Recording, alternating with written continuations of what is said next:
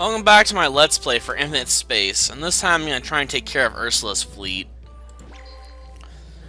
Which means we're going to have to get back to the sector that's in contention. Yay.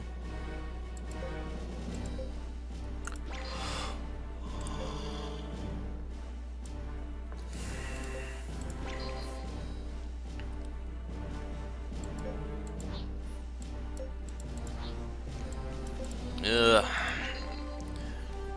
Didn't get that much sleep last night. But it's alright, because we got a ship. The ship's so powerful we don't need that much to win.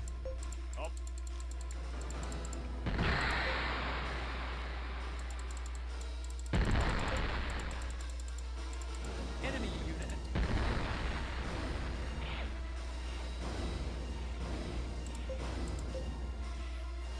Ah. Enemy.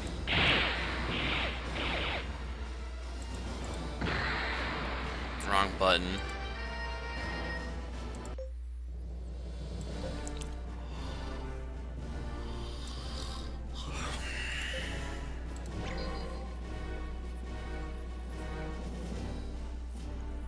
Let's see, let's head here.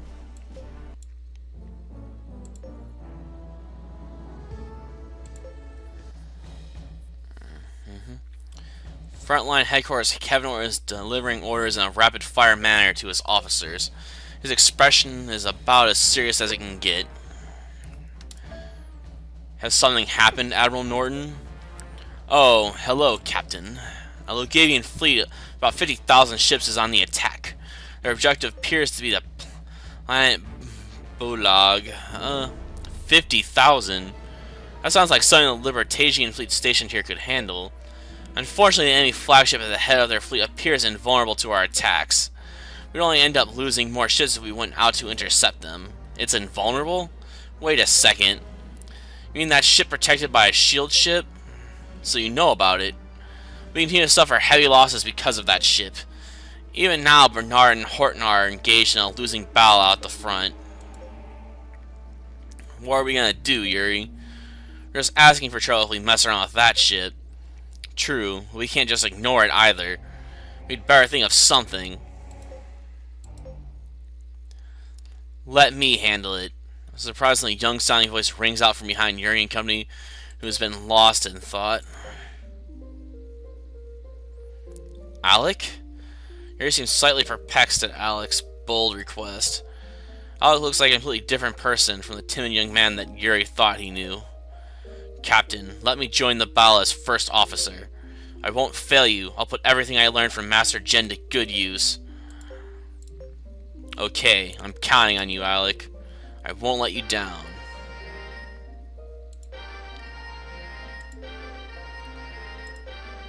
I don't know why his other skills are all going up, but whatever.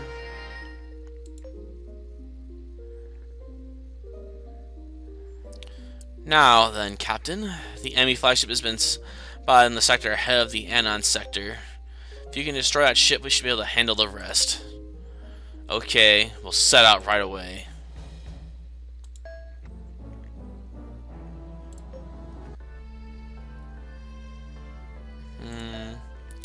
If we use formation foe tactic, we could neutralize the effects of the enemy shield ship and bombard their flagship. So please make sure to assign me as first officer before the next battle.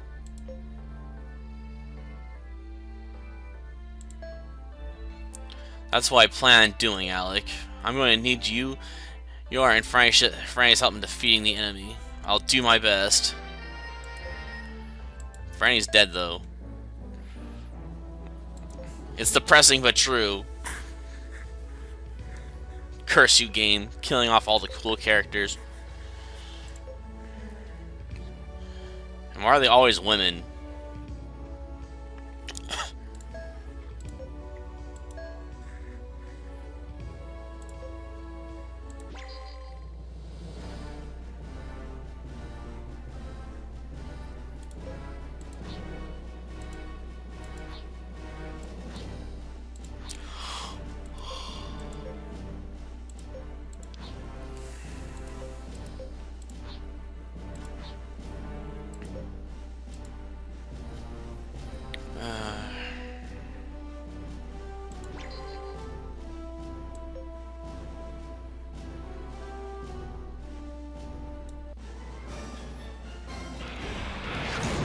We're Admiral Macklin. We spot. It's not part of Luritas' earlier forces. Ah, that's his ship. So it's Yuri. I like him pay dearly for Merril's death. Ah, there's an enemy fleet dead ahead. Is it that flagship again? Yes, and it's coming right at us. They're probably after me. If it's a fight that they want, then that's what they're going to get. All hands, prepare for battle. Our target is the enemy flagship. Ignore that shield ship up front.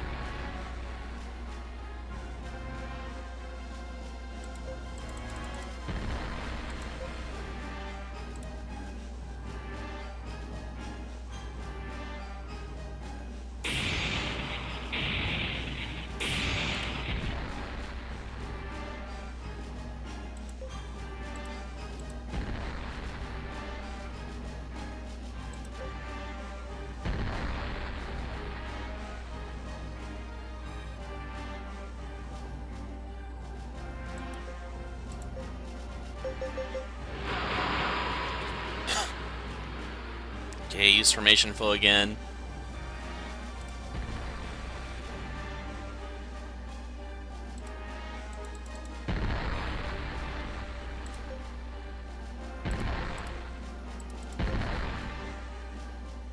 This is Yuri's special attack, actually. I've never actually used it this game.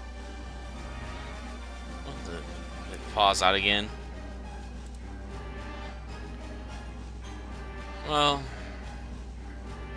this is Final Roar.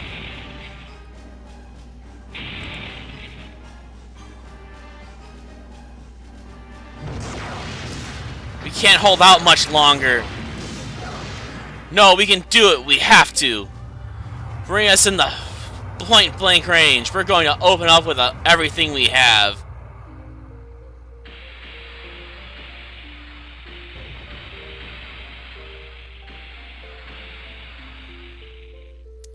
Yuri, I'm picking up an inflation reading from the enemy's gun batteries. They're still operational. Artillery squad, aim for their flagship. Pound them with every gun we have.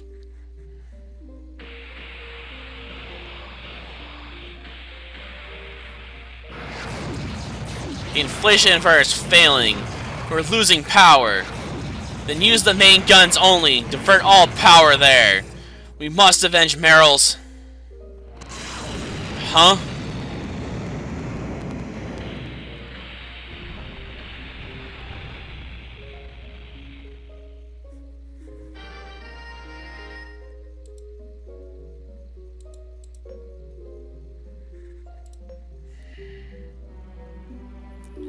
Admiral Norton, Harry is taking out the enemy flagship. He really did he? Alright, order all forces to launch an all-out assault on the enemy fleet. We're going to annihilate them.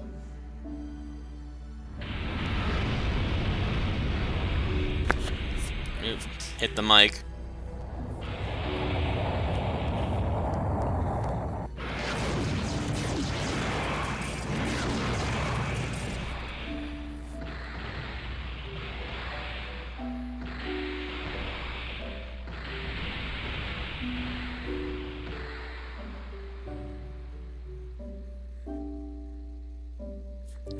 And so it was that Ursla and Macklin's fleet was annihilated in an all-out assault launched by a Libertasian fleet. This crushing blow of the invasion fleet led by CO temporarily halted the Lugavian advance. The Lugavians slowed their progress, focused on stabilizing the areas that they had already occupied.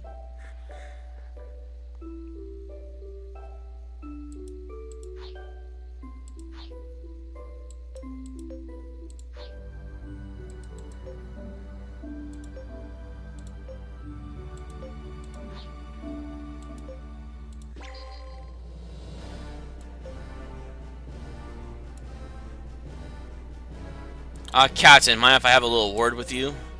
Is something wrong? No, it's just like a confidential message from Brad Lennox. Wanted to see what you thought about it.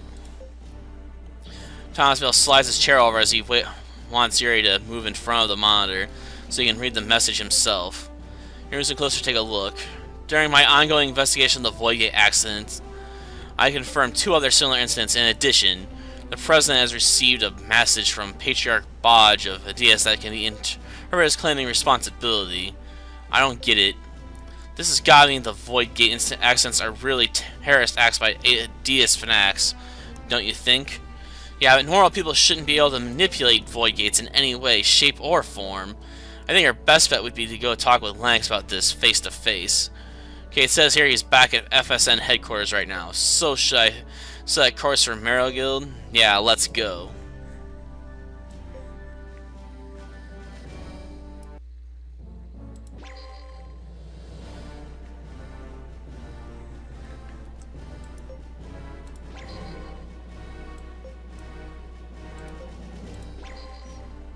This part might be actually pretty short, actually. Oops. That's alright.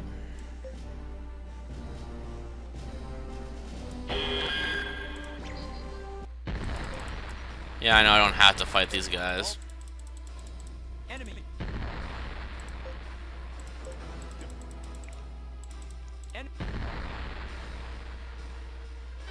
But I want to.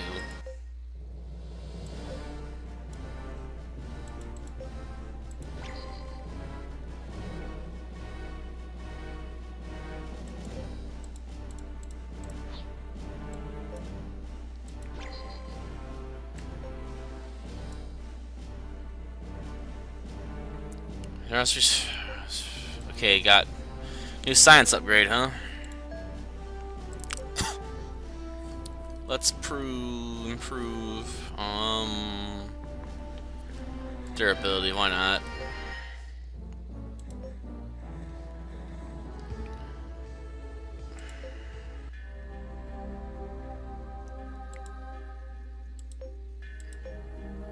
Large crowd of the deists are passing silently by FSN headquarters. After reading the earlier message from Brad Lennox, Harry now sees these people as an ominous threat of things to come.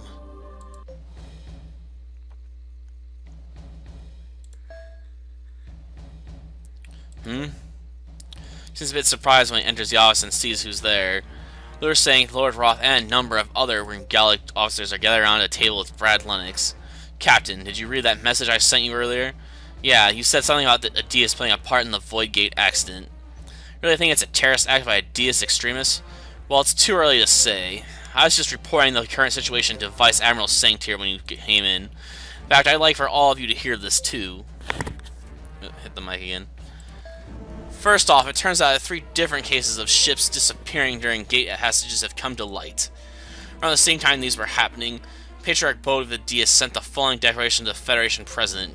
Mankind must return to the ground, for like the progenitors, we were born of its dust, and to its dust shall we return one day. It's with great sorrow that I, Patriarch Bode, issue this warning. Terrible consequences are guaranteed if mankind continues to lay waste to the sacred realm of space. So are those Voidgate's accidents actually terrorist attacks meant as some kind of warning? I don't want to jump to conclusions, but it is a distinct possibility. After all, the original teachings of deism banned space travel, and they also hold that except for a few special people, humankind must live out its existence solely on the ground. In short, anyone traveling around out there in space is viewed by them as an enemy to their religion. Yes, the Voidgates aren't something that just anyone could manipulate. Instead, the technology dating back to the age of the progenitors has been passed down to the Adesians and survivors to this day. If that's true, then maybe they really are capable of manipulating them. In addition, Adias have been responsible for a number of terrorist bombings at spaceports in the past few days. All this combined with those demonstrations they've been holding is enough for me to view them as prime suspects. So now we know the situation more or less, what should we do about it? I've already spoken with Vice Admiral Sanct about that. Vice Admiral, if you will. Sanct stands as soon as Bradley nods to him. The Logavian fleet led by CO has temporarily halted due to the defeats in the Gibraltar and Andalusia sectors. This is a golden opportunity to send a fleet in to conquer Adias. The main force would be comprised of ships from Rengald. Slight commotion arises among the gathered officers as a response to this statement. Their action is likely fueled by their fear of Deus insights as a mysterious nation that sent out of the Federation for ages. But there's so little credible intel on Deus. Isn't it a huge risk for Rengald to go in there alone? If we miss this opportunity, we'll have to battle Lugavius while constantly looking over our shoulders at Deus. But if we can swiftly defeat Deus, we can put the full force of the Galactic Federation against Lugavius. Well, I suppose it's worth a try. What do you think, Captain? I agree with everything the Vice Admiral said. I'd also like to add that if Deus really is behind the Voidgate accents, then they're also a threat to Zero G-Dogs everywhere. Plus, I have a question I'd like answered. What's that? Well, I want to meet Patriarch Bogue and ask him why he's so against the spread of humankind throughout the universe. I mean, space travel lets us solve so many problems like overpopulation, famine, and energy shortages. So what's the problem? I see. Alright then, it seems that we are all in agreement. The core fleets for the conquest of Deus will be comprised of Lord Ra's Royal Fleet and Captain Yuri's fleet.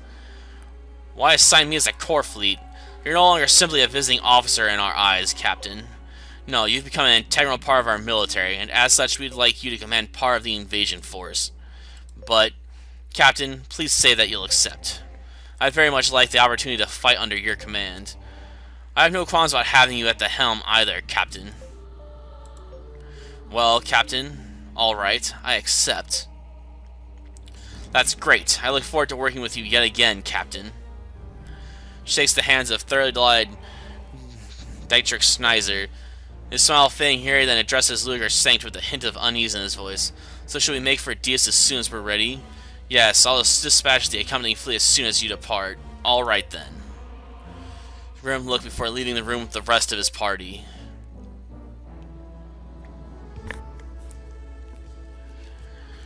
Okay, we'll take the elevator. So he steps off the oral elevator. A familiar-looking man calls out to him. Hello, Yuri. I must say you've got perfect timing. President Brian? Why are you doing a lot in public like this? You should be more careful. Oh, don't worry about me. My bodyguards have me covered, although you probably can't even see them in their stealth suits. But I digress. I came looking for you here because I have a little present for you. A present? That's right. Please follow me. You're going to follow Bernard Bryan to a heavily secured dock. The entire place is dark, but the unique metallic smell of a newly built ship hangs thick in the air. Lights, please.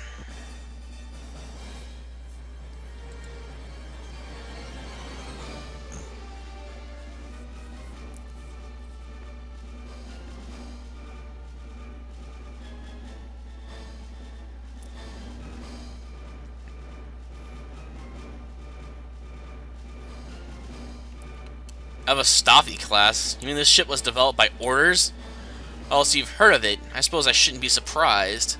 Yes, this was Order's trump card, developed under utmost secrecy. It's the best ship in the Federation. Whoa. This first ship was to be Commander Norton's. Captain, I'd like you to have the blueprints for this ship. I trust that you'll put them to good use. What? Are you serious? Yuri cannot help but act like an excited little boy at the prospect. The President watches him with a big smile on his face. I want the greatest Zero G-Dog in the galaxy to use this ship. I couldn't decide whether I would give the blueprints to you or Lord Roth until the very last minute. But I finally decided there was no one more worthy of this ship than you, Captain. No disrespect to Lord Roth, of course. Eric accepts the blueprint plate with a level of excitement he has not felt in a very long time. As he takes it in his hands, it feels somewhat heavier than he expected. Will I actually use it? Probably not. I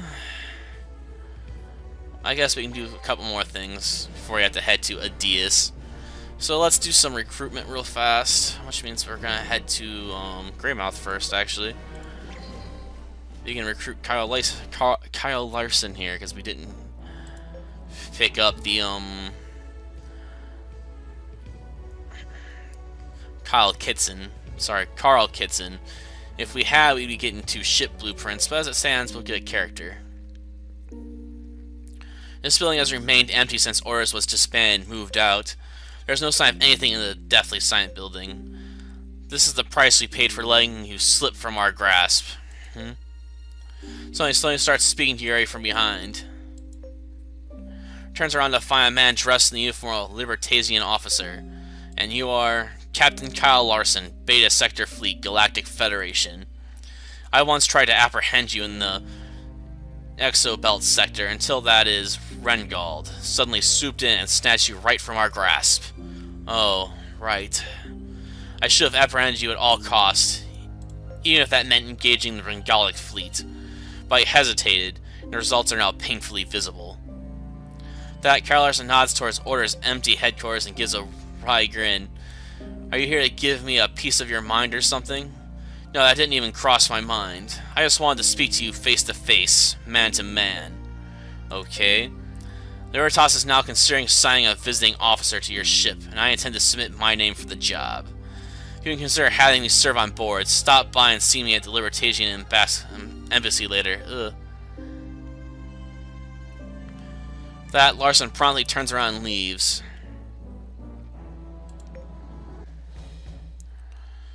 During company entered the Libertasian embassy, Kyle Larson immediately walks up to them as if he has been waiting. You hear about that matter I mentioned? If so, I already have authorization from the Rengalic government. Hope you don't have any problem with me joining your crew as a visiting officer. No, none at all, but don't expect me to go easy on you. I'm going to have you work just as hard as my other crew member. I wouldn't have it any other way. I look forward to serving under you, Captain. Oh, we can improve our piloting skills by talking with Phyllis at the... here, maybe? Hey, Yuri! They got one-on-one battle game going on in the back of this joint. You want to play me? Never really played video games before, but I guess I'll give it a try if you want. Don't worry about it, I'll show you how it's done. Come on, let's get it on, if you say so. Yes, in your face. That's 10 wins in a row. Sheesh, Phyllis, how about giving a noob a break? Would you give your enemy on the battlefield a break? No, I don't think so. True, but now you're just being a jerk. Aw, come on, one more game, let's go. No, wait, not again, aw. Phyllis French wiped the floor with Yuri in the tavern's one-on-one battle game. Probably still increased by 1. If we refused, her skills would go up, but hers are already maxed, I believe, so it'd be pointless. And if they aren't maxed, they're at 98, so who cares if they go up by 1.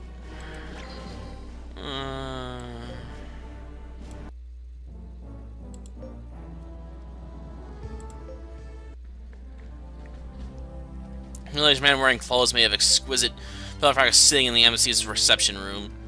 Seeing her, he flashes a slightly wooden smile and rises to his feet. So you're the special prisoner, the one they call Yuri.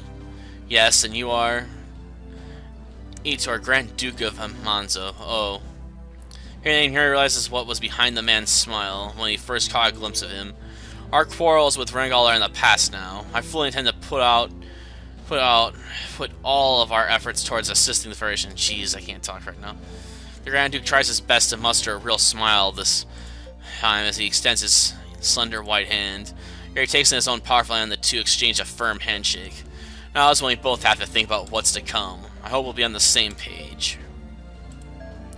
Oh, and by the way, how is that son of mine doing? I trust that Theodore is serving you well. Oh sure, he's capable and hard-working as ever. You want me to call him over? Oh no, that won't be necessary as long as I know he's doing well. So he's working hard, is he? I suppose he must be if he has impressed you. It makes me proud, actually. Appears to be rather sentimental as he says this, his eyes red-rimmed and shining. Captain, I know I can be a handful, but I hope that you will continue to let him serve on your crew. Oh yes, and this is for you. As he says this, the Grand Duke hands her a currency card that shines with a golden glow. I don't know if I should accept this, Your Majesty. This is an awful lot of money.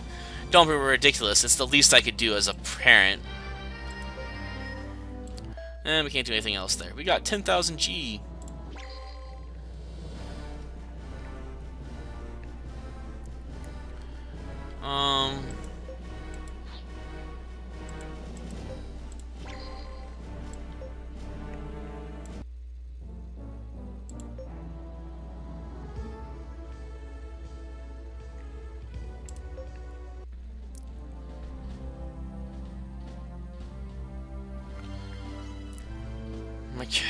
Mikhailo Falco was relaxing alone with a pipe inside the embassy.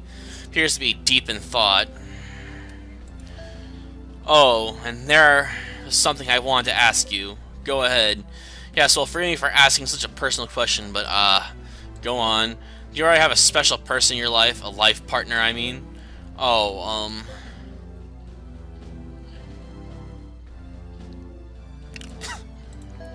Oh, so there is someone? Yeah, it's Kira right here. They've been together since way back. Horlo? Oh, give me a break. It's about time someone just came out and said it. For some reason, Malkova is nodding over and over again, with a satisfied look on his face. Kira is blushing bright red and refuses to raise her downcast head. Yes, yes, I see.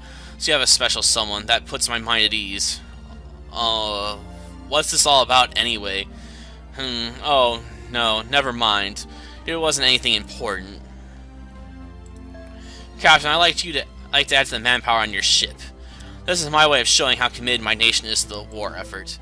Manpower, you mean like crew members? Yes, I'd like you to take on one of our people as a visiting officer. You may treat them the same as the rest of your crew. Now about the candidates, well, is there some kind of problem? Oh no, in fact, one of the candidates is Captain Jocko Shildo. He's captain of the ship Galinda Surzon, an exceptional man, I must say. I believe you met him before. That's right. So the other candidate is the problem? Oh, I wouldn't quite say she was a problem, it's just, well, you see, it's my daughter. Huh? You mean Princess Galinda? But she's a princess and your daughter to boot. Why would you... The truth is, she somehow found out about my plan and insisted that she be allowed to go. She wouldn't take no for an answer.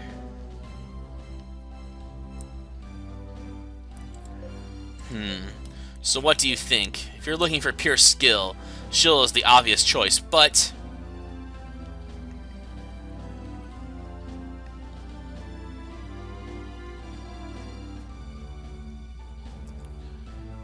we'll go with Galinda. Oh, Captain, that's... Is there some sort of problem? Oh no, that's fine. Expression really darkens as he presses a button on the table. Almost immediately, Galinda Falco enters the room. You want to see me, father? Oh, Captain, is this about that? Yes, it looks like you'll have your way. Well now, so the captain really did choose me to serve on his ship. It would seem so. Oh good, I knew he'd choose me. Yes, but as a member of the crew, in case you've forgotten what this is all about, I know, and I plan to use all that I've learned so far in helping the captain any way that I can.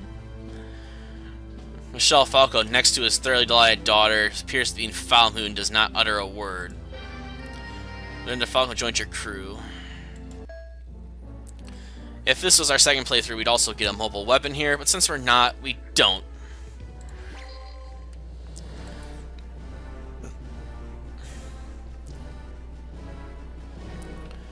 And this will be where we'll save off, to be honest, because the next part's going to involve going to Adias, and I don't have time right now. I got start getting ready to work, getting ready for work in a little bit, so I'll start working on the next part maybe when I get back or so, or maybe sometime next week. I'm not sure. I'm a couple parts ahead right now.